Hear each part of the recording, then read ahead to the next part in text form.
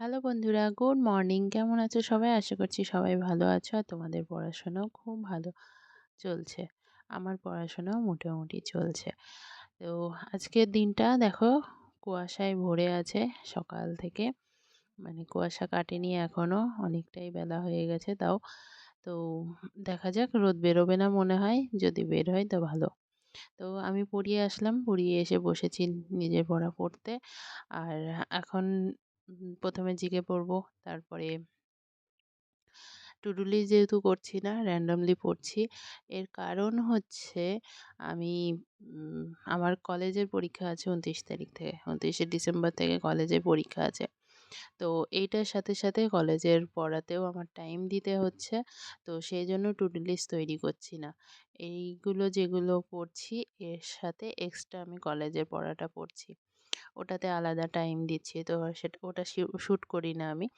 তো সেজন্য আম to do list তৈরি করছি না। কারণ টু ডু লিস্ট তৈরি করে যখন শেষ করতে পারবো না, তখন মনে হবে যে তখন নিজের কাছে রিগ্রেট হবে।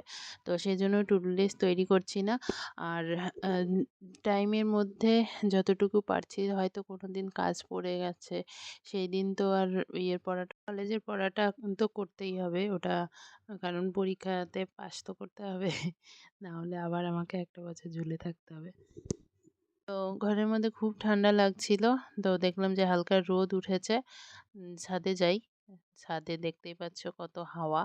কিন্তু রোদটাও একটু কড়া ছিল, তো অত বেশি অসুবিধা হচ্ছিল না। দেখো আমি চাদর খুলে রেখেছি রোদে বসে।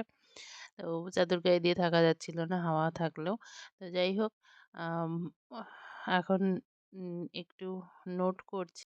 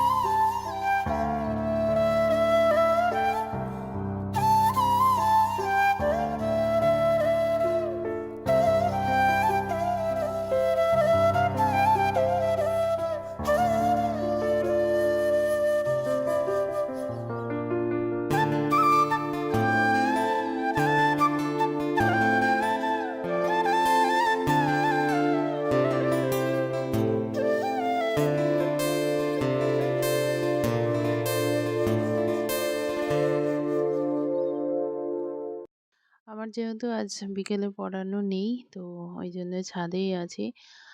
একবার ফাঁকে গিয়ে খেয়ে এসেছি। খেয়ে এসে পুরো সেই 10টায় এসেছিলাম ছাদে।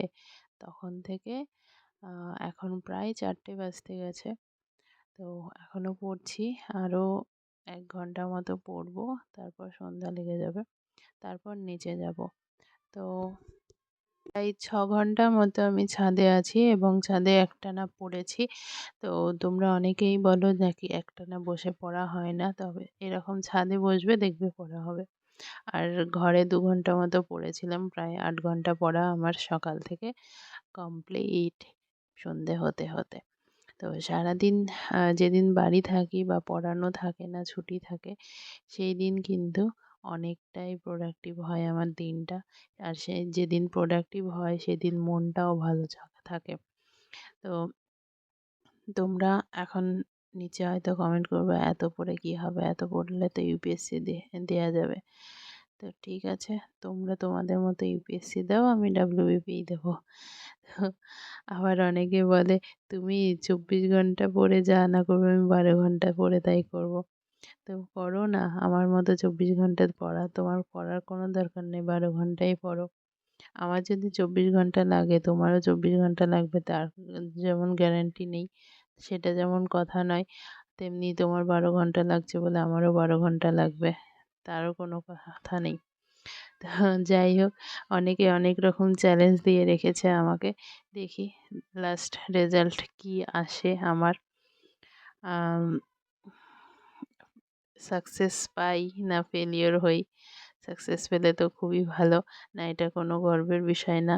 তবে ফেলিওর হলে আমার যে ভুলটা সেগুলো হয়তো তোমরা ধরিয়ে দেবে। আশা করব ধরিয়ে দেবে। তো যাই হোক, আ দেখা যাক এরপর কি হয়। আজকের মতো টাটা। ভালো থেকো, সুস্থ থেকো, হাসিখুশি থেকো।